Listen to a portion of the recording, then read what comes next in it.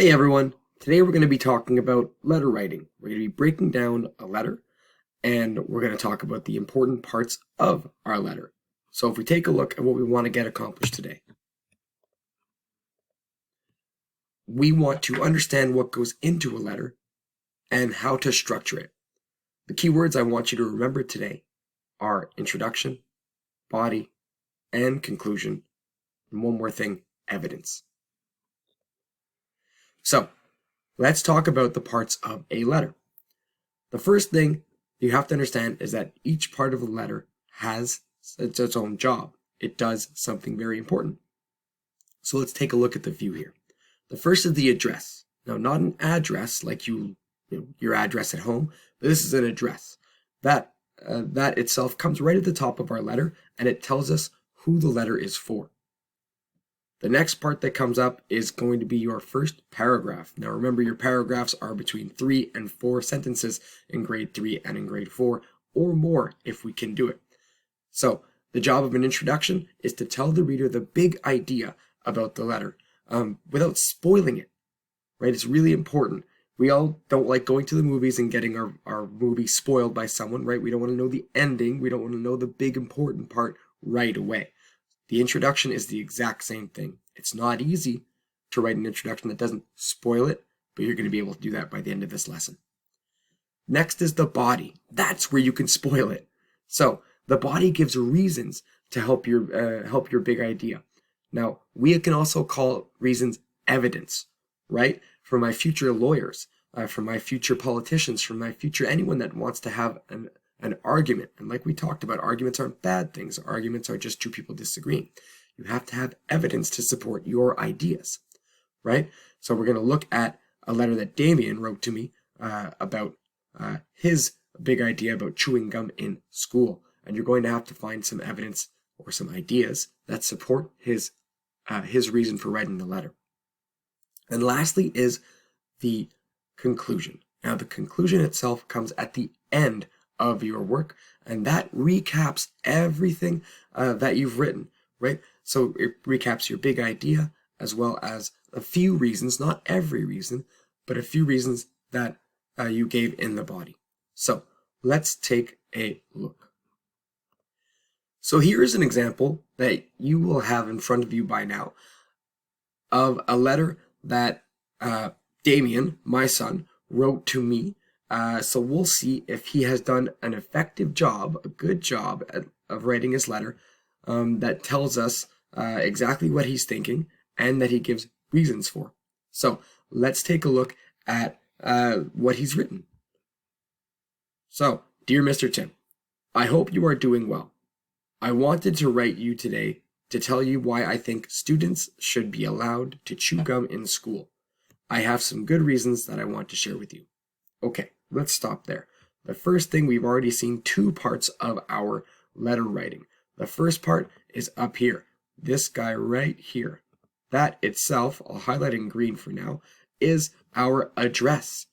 That is our address right here. So that tells us, like we said, you got it, who the letter is for, right? 2Ds. Right? Who the address is for. This is really important because now we know who the letter is going to.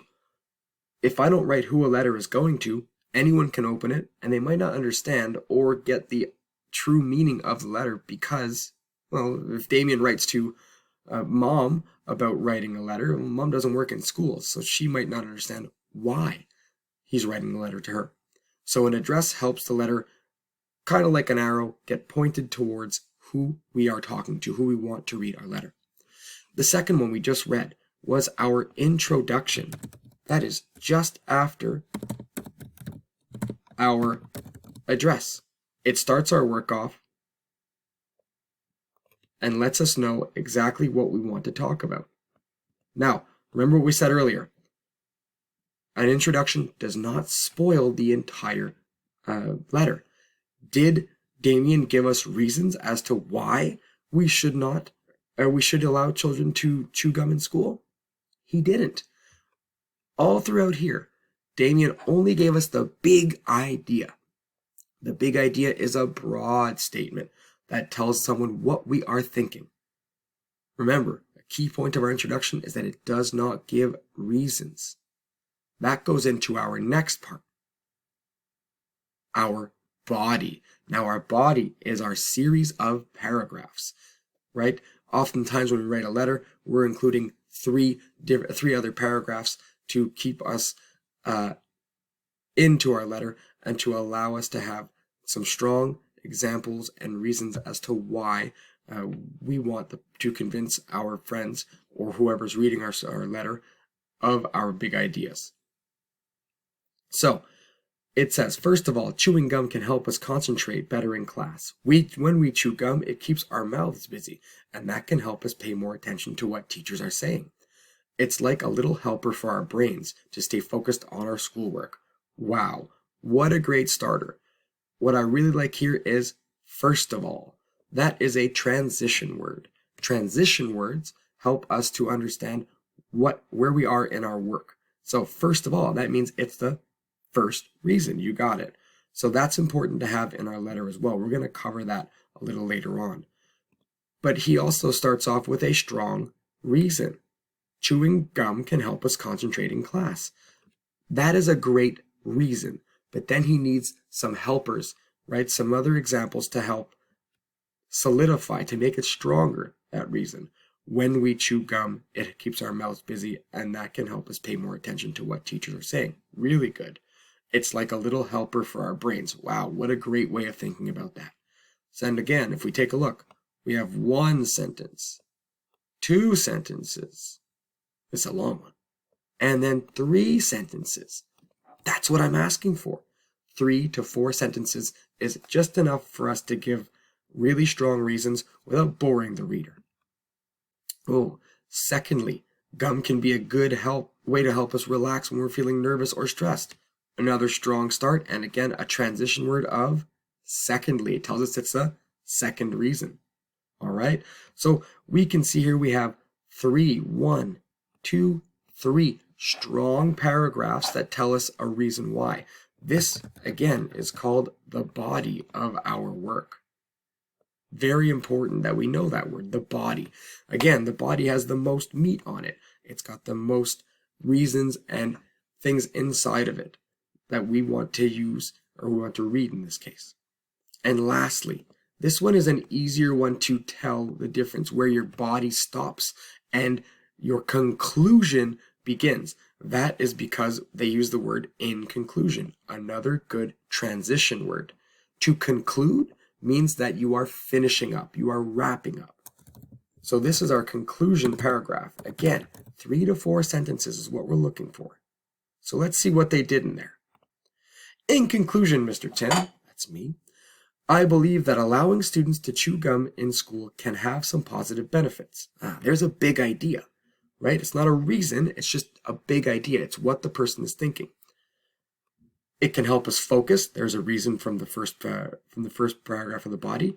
Reduce stress. There's a reason from the second paragraph. And keep our breath smelling nice. It's just a good reason. I hope you will think about these reasons and consider allowing gum in our school. Thank you for listening to my thoughts. Sincerely, Damien. And then we have our signature. This here tells us who it's from. Sincerely means we're writing from a good place. We're not writing to have fun or make fun or make someone laugh. We're writing from the bottom of our heart. Something that means we are writing with conviction. We are writing honestly. So, now, your job is going to be with your highlighters and a pencil. You're going to reread this letter as a class, or on your own, depending if the teacher is ready for it. You're going to highlight important information. These are the things I want you to highlight. Our address, our opening line. That's important too. Is there a strong opening line? Does it tell you what the big idea is right away? Our reasons, or our evidence, like we said, that supports your opinion, in this case, Damien's opinion. And your transition words that tell us which one is first, second, right? How it keeps the paper or the intro moving towards the body and then towards the conclusion.